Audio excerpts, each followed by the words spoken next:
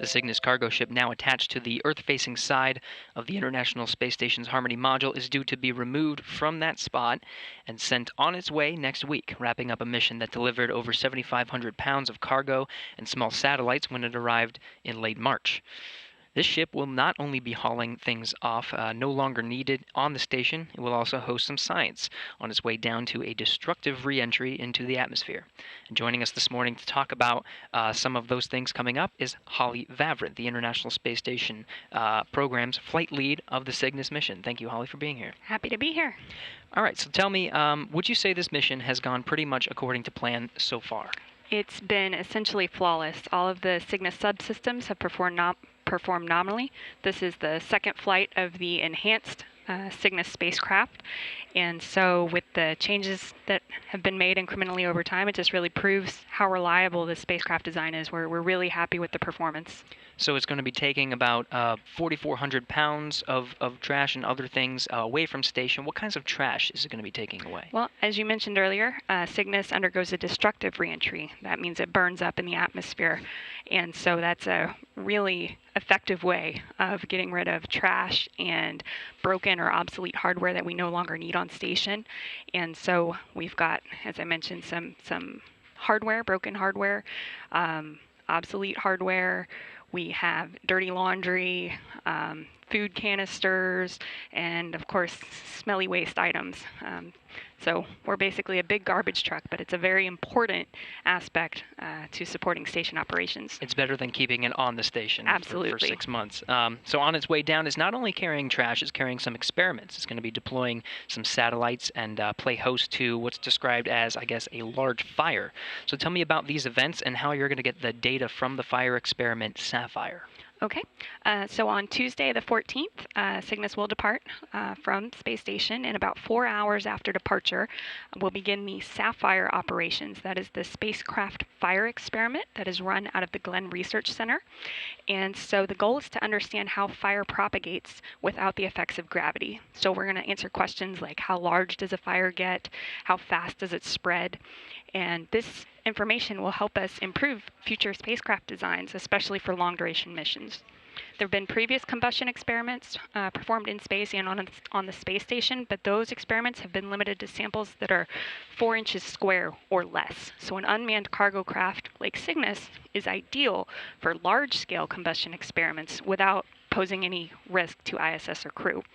So in Cygnus, there's a 1 foot by 3 foot material sample. It's a cotton fiberglass blend located inside a specially built enclosure that's inside the pressurized section of Cygnus. And so after departure, the Orbital ATK flight controllers from their Dulles, Virginia facility will remotely ignite the sample. We're going to get a lot of data from sensors that are placed throughout the vehicle and high-def video. That's what we're most excited to see, how the fire behaves in space. That'll be downlinked via ground station over the next few days so researchers can study it. Awesome. In addition, there will be some CubeSat deployments. This is the first use of the NanoRacks CubeSat deployer to deploy small satellites from Cygnus. Historically, we've used the Japanese airlock on station to deploy satellites, but now we have the ability to deploy from a free-flying vehicle. So there are 5 Spire Lemur satellites on this vehicle. They've got technology demonstrations and maritime and weather observation platforms, and those will be deployed on Wednesday morning. And those CubeSats, the weather operations for ships and boats, correct? Yes, right? Monitoring, yes. Excellent. So those are the 2 experiments. We have Sapphire, we have some of the CubeSats. We also have the Reber, the destructive reentry. It's going to be looking at some of that data. So tell me, what would be measured and what's the value of knowing the specifics of how the vehicle is destroyed on reentry? Okay, so on June 22nd, Cygnus will begin its fiery demise. And so the reentry breakup recorder is a payload that was designed by the Aerospace Corporation and flown under the direction of the DoD Space Test Program. And that payload will record temperature and acoustic measurements from inside the spacecraft.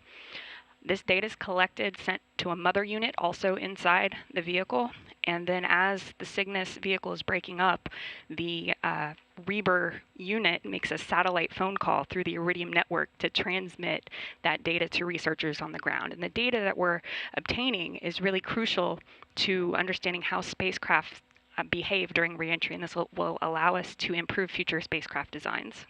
Excellent. So we have all of these experiments, and then it departs on June 14th, and then begins its destructive reentry 8 days later on June 22nd.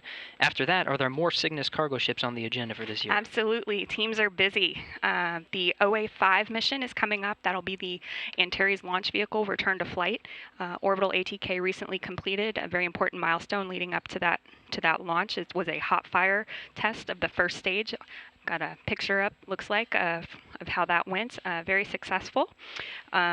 Specialists will be reviewing data over the next couple of weeks, but in the meantime, the Cygnus vehicle for the OA-5 mission is at the launch site, and we're very much looking forward to launching from the Wallops Flight Facility.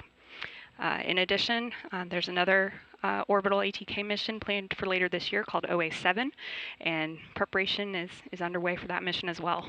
Plenty of cargo going up and down. We're very excited for the return to flight and all. Holly, thank you for being with us today. Again, on June 14th, the Cygnus cargo vehicle is going to be departing from the station, and we'll be providing some NASA TV coverage starting at 8 a.m. Central Time, it'll depart at 8:30 a.m. Central Time. So again, Holly, thanks for being with us today. My pleasure. Great, best of luck to you. Go Cygnus.